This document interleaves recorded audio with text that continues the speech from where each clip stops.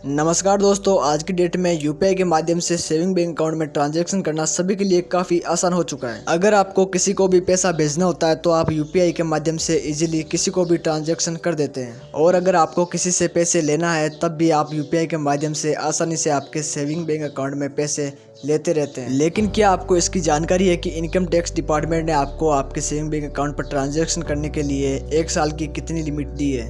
कहीं ऐसा तो नहीं है कि 1 साल में आपको जितना ट्रांजैक्शन करना चाहिए उतना तो आप सिर्फ 1 महीने में ही कर देते होंगे। अगर ऐसा कुछ है तो ये वीडियो आपके लिए काफ़ी महत्वपूर्ण साबित हो सकती है। आज की इस वीडियो में हम आपको बताने वाले हैं कि आपके बैंक अकाउंट में आप कितना यूपीआई ट्रांजैक्शन कर सकते हैं और कितना कैश विड्रॉल कर सकते हैं, और 1 साल के अंदर आपके सेविंग बैंक अकाउंट में किसी भी मोड से आपको कितना तक लेन देन करना चाहिए जिससे कि इनकम टैक्स का कोई भी नोटिस आपके दरवाजे पर ना आ पाए। सबसे पहले हम बात कर लेते हैं कि क्या आप एक व्यक्ति एक से अधिक सेविंग बैंक अकाउंट रख सकता है। तो इसका आंसर है यस, क्योंकि इनकम टैक्स डिपार्टमेंट की तरफ से ये बिल्कुल भी नहीं कहा गया है कि एक व्यक्ति सिर्फ एक ही सेविंग बैंक अकाउंट को ओपन करा सकता है। आप जितने भी बैंकों में आपके अलग अलग सेविंग बैंक अकाउंट को ओपन करा सकते हैं। अकाउंट्स को ओपन कराने के लिए कोई भी प्रॉब्लम नहीं है, लेकिन आपको ट्रांजैक्शन करने में थोड़ा सा ध्यान देना होगा।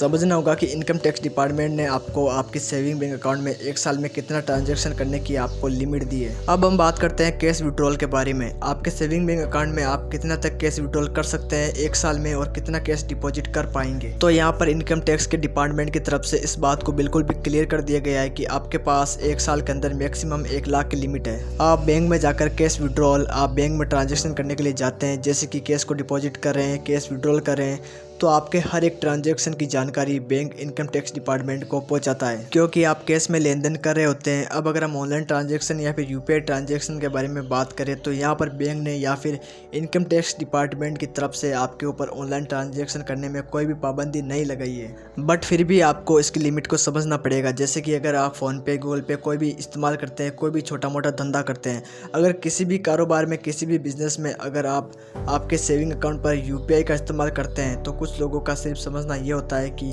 भाई यूपीआई का ट्रांजैक्शन करने का मतलब है कि इस पर आपके अकाउंट पर कोई भी फ़र्क या कोई भी असर नहीं पड़ेगा। ऐसा बिल्कुल भी नहीं है। आपके सेविंग बैंक अकाउंट के माध्यम से अगर आप यूपीआई के थ्रू भी ट्रांजैक्शन करेंगे तो इंटरनली ट्रांजैक्शन हो रहे हैं, वो आपके अकाउंट से ही हो रहे हैं। यूपीआई सिर्फ एक माध्यम है आपके ट्रांजैक्शन करने का। जैसे कि आपको पता ही होगा कि अगर आप यूपीआई का इस्तेमाल करते हैं तो आपके एक दिन के अंदर यूपीआई ट्रांजैक्शन की 1 लाख तक की लिमिट मिलती है। यानी कि अगर आप किसी को भी पैसा भेजते हैं तो मैक्सिमम एक दिन में 1 लाख तक पैसा भेज पाएंगे। लेकिन यहीं पर अगर आप किसी से पैसा ले रहे हैं आपके बैंक अकाउंट में अलग अलग पार्टी से, अलग अलग लोगों से, तो यहाँ पर कोई भी लिमिट या कोई भी बाउंड नहीं है। आप एक दिन में 1 से लेके मैक्सिमम 10 से 20 लाख तक कितना भी ले सकते हैं, बट इसका जो नुकसान है वो आपको एक ना एक दिन भुगतना जरूर पड़ेगा, क्योंकि इनकम टैक्स डिपार्टमेंट आपको इस बात की बिल्कुल भी परमिशन नहीं देता है कि आप अपने सेविंग बैंक अकाउंट का एक कमर्शियल अकाउंट की तरह यूज़ करें, आपका बिजनेस में यूज़ करें।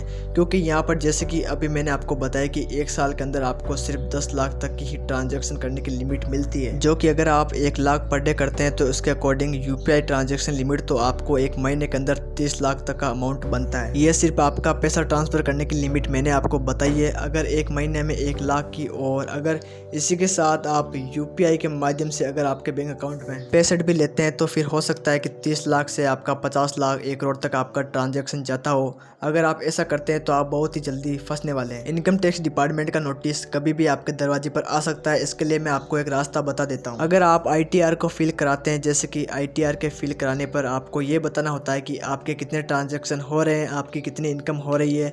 अगर आप पहले से आईटीआर को फिल करके इनकम टैक्स डिपार्टमेंट को आपके लेन देन की, आपकी जो जितनी भी इन्फॉर्मेशन आप दे देते हैं तो फिर आप पर कोई भी नोटिस नहीं आता है। लेकिन फिर भी एक सेविंग बैंक अकाउंट को आप एक अपने करंट अकाउंट की तरह यूज़ नहीं कर सकते हैं। अब यहाँ पर अगर हम करंट अकाउंट की ट्रांजैक्शन के बारे में बात करें तो 1 साल के अंदर मैक्सिमम 50 लाख तक की ही आप जो है कैश विड्रॉल, कैश निकासी या फिर आप ऑनलाइन ट्रांजैक्शन कर सकते हैं। अब यहाँ पर मैं आपको एक और बात बता देता हूँ कि अगर आप आपके सेविंग बैंक अकाउंट से 1 साल में 10 लाख से ऊपर ट्रांजैक्शन कर रहे हैं, बैंक में कैश डिपॉजिट कर रहे हैं या फिर कैश निकासी कर रहे हैं या फिर किसी यूपीआई के माध्यम से ट्रांजैक्शन कर रहे हैं, तो इस कंडीशन में अगर आपके पास सोर्स ऑफ इनकम है, अगर आपके पास प्रूफ है कि आपने जितने भी ट्रांजैक्शन 10 लाख के ऊपर किए हैं आपने, उनके पास इनकम टैक्स डिपार्टमेंट को दिखाने के लिए आपके पास प्रूफ है, इसमें कोई भी परेशानी वाली बात नहीं होगी। अगर आपके पास कोई भी इनकम सोर्स साबित नहीं कर पा रहे हैं, कोई भी प्रूफ अगर आप नहीं दे पाते हैं, तो नोटिस आने के बाद आप पर हेवी पेनल्टी भी लग सकती है, और फिर आपको इस बात का जवाब देना पड़ेगा कि कि आपने जितने भी ट्रांजैक्शन किए हैं 10 लाख से ऊपर, वो कैसे किए हैं, कहाँ से आपको पैसा मिला है